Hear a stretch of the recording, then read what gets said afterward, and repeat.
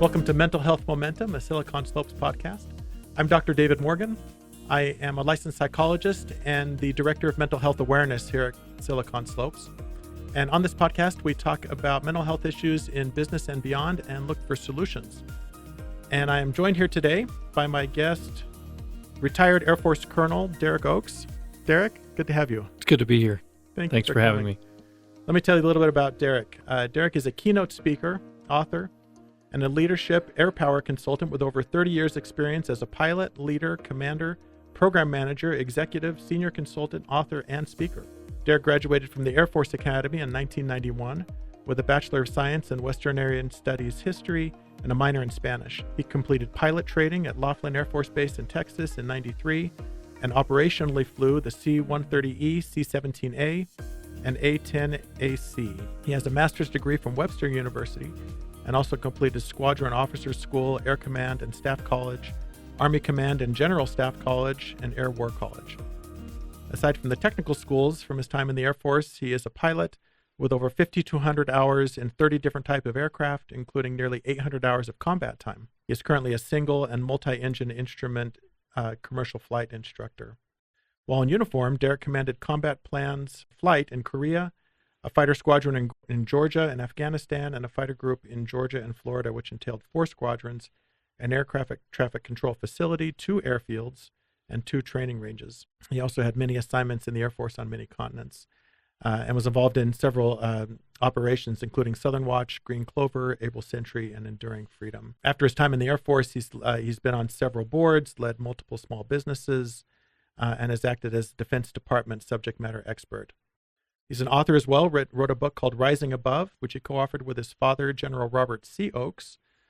And Derek is currently working on a book called The Confident Leader, Building a Culture of Confident Decision-Making. His leadership education began at the feet of his parents, while he and his 5 siblings were raised, as his father was the commander of the Allied Air Forces Central Europe in the early 1990s. And he is convinced that his mistakes in leadership are among his greatest gifts because of what they have taught him. Derek has been married to Priyat, is that right? Preo. His wife Preo, for over 33 years, and they are the parents of 4 children. Well, Derek, there's a lot of people that have sat in that chair, but I don't know that any combat pilots have sat in that chair, at least not that I've been sitting here. So there's always a first. So. It's awesome to have you here. Thank you so much for coming. Can you tell me just a little bit tell me more about your family and your career and those sorts of things? I got in the Air Force. Growing up with as a brat, as you call it, my dad was in the Air Force. I really never thought of doing anything else. He was a fighter pilot, and, everyone else's dads were doing, I didn't know what, and I didn't care because that was what I was going to do. And I went to the Air Force Academy for a number of reasons, but partly because I wanted that challenge and I wanted that opportunity. And so, I joined the Air Force, got married right afterwards, and my intention was to take my family around the world.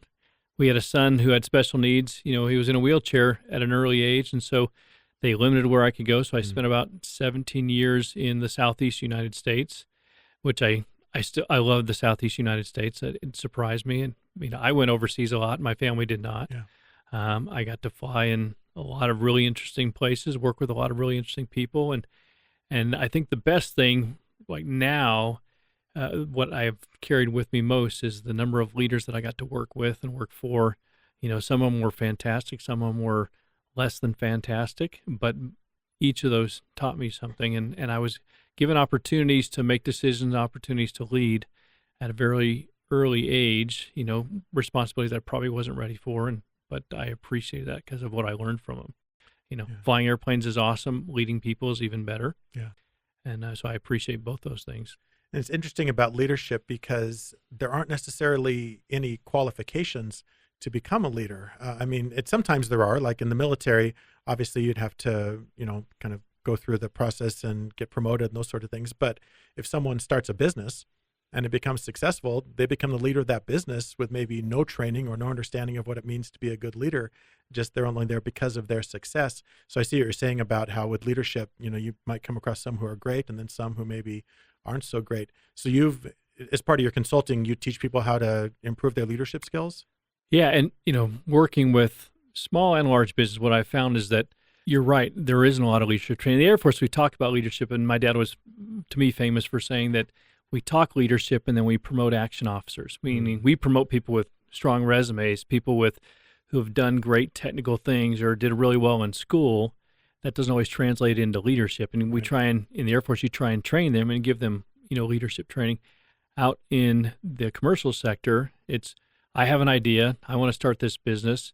And having an idea and having a vision of what you want to do is step one for leadership.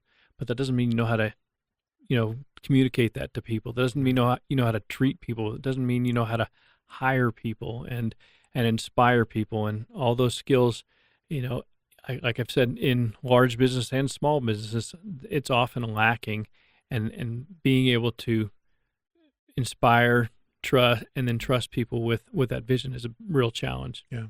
I always used to say the same thing about professors at university levels, that the only real qualification is to have a doctorate in that discipline, and half of them are terrible teachers, because they've never been trained how to teach. They don't know how to educate people. They're extremely good at understanding the material, but bad at trying to communicate it. And so you get kind of a mixed bag as well there, because the qualifications, which actually, as I think about it, no one really goes to college to become a leader, right? You don't necessarily study leadership. And so these skills are either something that you have innately or something that you really need to learn secondarily, depending on where you end up. Yeah, and I found that the best way to learn is, you have trial and error, but you're not always going to get the feedback that you need of you're doing well or you're not doing. When you're the boss, nobody says, "Hey, boss, you suck." Right. They sometimes they'll talk around it, and if you have a good confidence, they may give you some feedback. But if you haven't set up the environment for that feedback, it's really difficult to get good feedback. So what I have found is that the best training is observing other people, watching other people, what works, what doesn't work. And when you're a worker bee in an organization, or when you're watching your peers or, reading, books, biographies, that's where I found that I've learned the most, watching, like I said, my father, I consider him a fantastic leader, and just watching him and seeing how he interacted with people, seeing how he talked to people, how he treated people, and how he stayed focused on what the mission of the organization was what taught me the most. Yeah. And then watching poor examples of leadership, I think that taught me almost as much, because you think, well, this organization is not going in the right direction. Why is that? And you start asking yourself, and you start watching how a person talks to somebody, how a person treats people, what kind of policies they implement, where they put their focus. And all of those things have guided me in determining what is a good leader and what's not a good leader. You mentioned in your biography that you've learned almost more from your mistakes than you have from your successes. Talk a little bit about that, like how that's impacted your own progression and your own success as a leader. Oh, you don't, when you do well and you get the medal and everybody pats you on the back, you don't dwell on it. You're like, well, that was great. And sometimes you don't even think, why did it go well? When you do poorly, it goes, that song plays over and over in your mind of why it didn't go well. And so if you're smart, you're constantly asking yourself, what could I have done better? What went wrong? What was I trying to do, and what was I able to do? And when you fly, I can really remember. I could tell you almost every single ride that I failed in, the big rides in pilot training, and every single upgrade I did. When I failed a ride, and those that are still etched in my brain, was the other rides I don't remember at all. And it's because I've thought, what could I have done better? How could I have not failed that ride? And so you learn a whole lot more, because you're replaying it and you're rethinking. And if you let it get you down, it can shake your confidence. Sure. But if you then use it and then apply it later on, then it actually is a confidence builder. And it seems like that would be a good strategy for anyone, whether they failed or succeeded, is to take a look at it, right? And even if you succeeded, to analyze it and say, okay, what did I do that contributed to the success? But you're right, we're very naturally going to dwell on our failures, but it's that, maybe it's that introspection, that introspective process that the person goes through that helps them improve, which we could apply to a success or a failure, but we just automatically apply it to failures.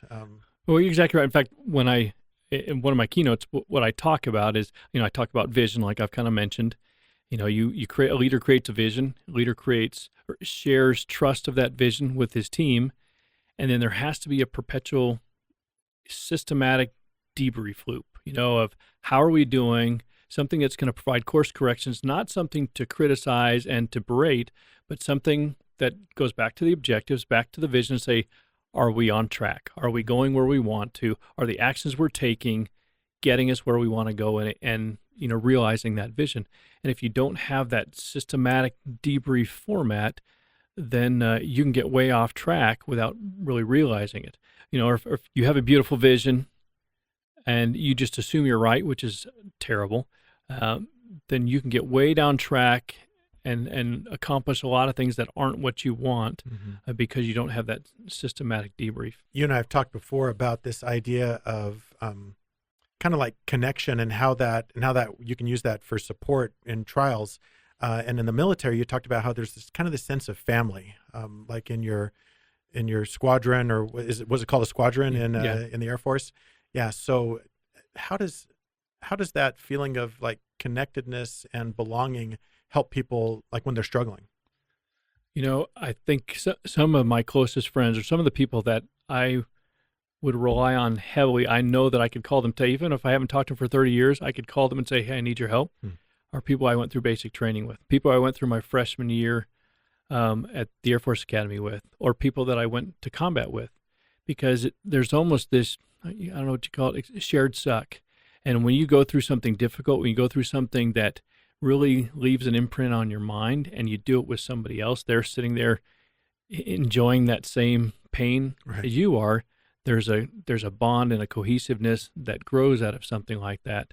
And it's not that you go out looking for bad times or looking for challenges, but those challenges really play a part in developing a trust in one another. When you know that you can trust that person in anything, the person sitting next to you is amazing. I mean, you work with businesses. Do you have any suggestions on how they can create a sense of community like that? Because in the military, it seems like it's fairly natural, if only out of necessity, because you're literally putting your life in someone else's hands, right? If you're going into combat and that, but if you work at Amazon, you're not going into combat. And so is there a way that we can create that sense of belonging outside of those kind of more critical situations? Yeah, I think one of the things that, and this goes back to my time when I was a squadron commander, I started out and I said, what is our vision? Where are we trying to go? And I came up with this mantra, world's greatest close air support squadron. We were an A-10 ground support squadron, and I thought, we don't want to be just good. We don't want to be technical experts. We want to be the world's greatest.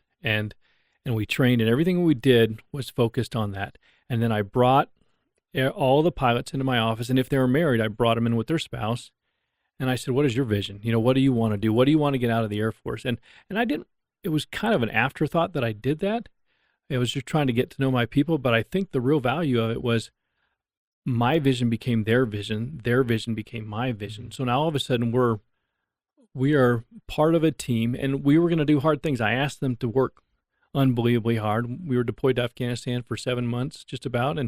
And that's not fun, being away from your family, living in a cardboard, a plywood shack effectively, and working 7 days a week. I mean, I would fly Sunday morning, and I would have Sunday afternoon, or I'd fly early morning Sunday, and then I'd go to church at about 11 o'clock in the morning after flying.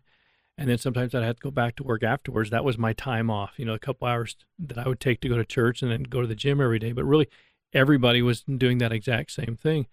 And so when you're going through that kind of, it's not misery, but challenge, and you miss your kids terribly, and you miss your wife or your husband terribly, but you've got that same shared vision, that cohesion just grows. And so you transfer that into business. Number one is you bring in employees and you share your vision with them, having an understanding what their vision is also, how they fit in the team. Right. You're more likely to put them on the right chess square if you know what they really want. If you're trying to push them into an area that looks right to you because it fits your vision, but it's really not at all what they want to do, you're both going to end up losing. But if you talk to them about and develop that shared vision and then do hard things with them, because if you're an aspirational leader, if you're an aspirational team leader, you want to do amazing things. You want to accomplish something amazing. And when you're able to accomplish something amazing that takes an excessive or a large amount of effort, and it's a shared feeling, that's where you're going to create that team feeling. That's where you're going to create that sense of family. And that has to come from the top down, just like you're saying, right? Because the group of individuals isn't going to get together and talk about their shared vision and that. But when the leader steps in and invites them to become part of that, it makes that a collaborative effort.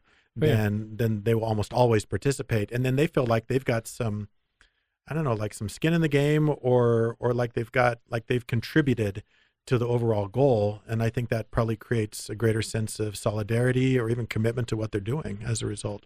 No, you're exactly right. But I'll stop you just or deviate a little bit from what you said, in that it's so much easier if the CEO or the owner it comes from the CEO or the owner. But let's say you're not the CEO. Let's say you're a team leader. You're an office manager, something. So you have a couple of people that are working with you, and your span of control is very, very small. And your CEO or the boss above you don't have that great vision, don't have that great direction. You can take charge of your own sphere of influence and still do amazing things with the team that you have. You're not always going to get that great boss. In the Air Force, I had many layers above me. Even as a colonel, as an 05 squadron commander, I had 5 ranks above me. From full colonel all the way up to 4-star general above me, and not everybody in my chain of command saw it the way I did. Not everybody in the chain of command gave me the direction that I needed and that I really wanted. But that didn't take away from what I could do with my team and the effect that I could have on my team. Right. So they can start small, basically. If someone's listening and they say, well, my CEO doesn't share the vision, but they supervise a team of 5, then they could do that same thing just at a smaller level, and then to build that cohesion there as well. That's exactly right. And it really starts with the individual. I had this saying I wrote about a little while ago called the leadership of I. If I can lead myself, if I can determine where I want to go, if I can determine what I want to do with my life, and trust myself with that, and run forward with that, my own personal vision, and take care of what leading myself looks like, developing the habit patterns, developing the values, developing the focus that I need individually, then I'm a better team member. Then I'm better able to supervise a small team, and then eventually a large team. So having a small team to supervise, or any team that's supervised, and if I can inspire them with a vision, then that's fantastic. But it has to start with the individual. Yeah. Are there ways in which, can you build the resilience of your team by having that shared vision? I mean, are those things connected? Are they going to be able to get through more difficult things? Are they going to feel like they can, push past the challenges? Yeah. I think that's one of the problems, the struggle that veterans face when they get out of the military. Mm-hmm.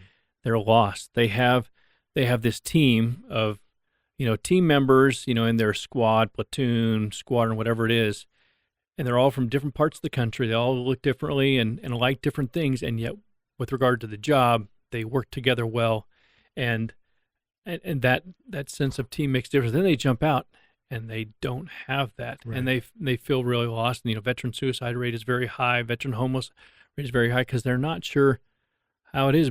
The flip side, but when they're in their team, they have a sense of purpose. They have a sense of, the guys around me need me. And so having that kind of a focus in a community, on a company where people are needed, they're not just a number, they're not just a statistic, they're not just a balance sheet aberration. They're somebody that I actually need, and you make them feel that way, then they're going to feel value, and they're going to feel like they have a purpose, and they're not going to have a lot of the resiliency issues that you have when you're just kind of floating along by yourself going, who am I and what am I supposed to do? I think that's some of the challenges that businesses are facing is as mental health issues kind of increase in society and people are bringing those to work, and there's finding that that's starting it's affecting productivity, it's affecting morale and those sorts of things. So, and I think they're trying to figure out, well, what do we do about this? And maybe that's a good place to start, is just creating a sense of connection, creating a sense of team, because then they have people they can rely on. Then if they come to work and they're feeling stressed out, then it's just natural to talk to the person next to them and say, hey, I'm having a rough day. Can you help me out? And then they can get that support. Or even if they don't reach out, they just know that because they're there and because they're needed and wanted, then that sometimes can have an effect on that. So yeah, I think that's probably a good place to start for a lot of people, is just creating that sense of team. And like you said, that can start from the CEO or it can start from the lower level leader. Yeah. And I know that people focus on pay. They focus on whether it's a climbing wall or a juice bar, those kind of things. Right. I'm not knocking any of those things. I want higher pay, and I don't have any interest in a climbing wall, but I'll take a juice bar. But having people are willing to do amazing things with very little compensation if they're treated, if they feel like they're valuable. Let me give you an example. You go to a JTAC, Joint Terminal Air Controller. The guy can get into the Air Force as an 18-year-old kid, go through the basic training, and get certified, before he's 20 years old as a terminal air controller, then deploy with the Army. As an Air Force guy, he deploys with the Army, and he's getting paid pennies. I mean, really, he's getting paid pennies. He can have a wife and 3 kids at home. He leaves them at home. They're struggling with all their bills, and he'll do that for 20 years plus, because he feels like he's needed. He feels like he matters. And so you give somebody a feeling that they matter and that they're an important part of the team, then you're not going to have to worry. I mean, I hope they're compensated well, but you're not going to have to focus on that in terms of their mental health and whether or not they're doing okay from a resiliency perspective. Because they'll push past the difficulties, like you said, because they feel like they're an important cog in the machine. They, like you said, the person who's making pennies, but still he or she feels like they're critical to the mission. Yeah. And that goes back to what you were talking about kind of that shared vision, right? If people come in, if they understand what the purpose is and how they fit into that, then they're more likely to want to contribute, and even when they're not feeling great. But if you don't see that, if you literally feel like you're expendable, then what's the point, right? Then why would I continue to do this if it's stressing me out? You're exactly right. And if the focus is on, again, I love making money like with the rest of it, but if the focus is just on making a dollar and how can I trim the balance sheet and make more money, then people are going to lose focus a little bit. They're going to say, well, then how much am I making? Then the company's making X. Why am I not at least making, a portion of X, and a better portion of X than what I'm doing, because I'm important. If there's a vision that I really am trying to save the planet, change the world, or just create a cool business and provide an amazing product, if they feel that, then they're going to like where they are, and they're going to participate at a higher level. Yeah.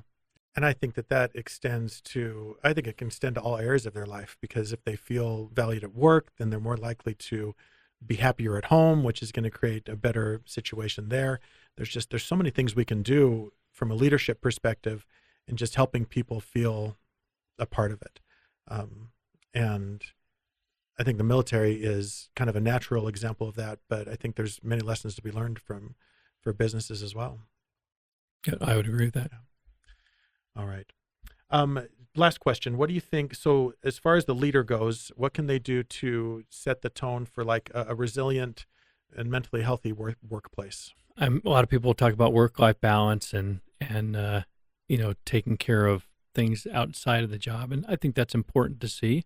But I think the most important thing they can do is make each individual team member feel like they're appreciated, like they matter. And, because like I said, we've been talking about, if you feel like you matter, you're going to perform at a higher level. Mm-hmm. You're going to be happier. That will naturally translate into how they perform at home and how they, what kind of a spouse they are, what kind of a father or a mother they are. And they're just going to be happier in the workforce. Okay. You heard it from retired Air Force Colonel Derek Oakes here. If you want to increase the resilience and mental health of your employees, get them involved, make them feel like they're a part of the team. Derek, thank you so much for coming on today. Thanks for your experience, your service in the military as well. Thank you. Very much appreciated. Thanks again. And thanks to everyone for listening. Remember that improvement starts with you, and together we can increase our mental health momentum.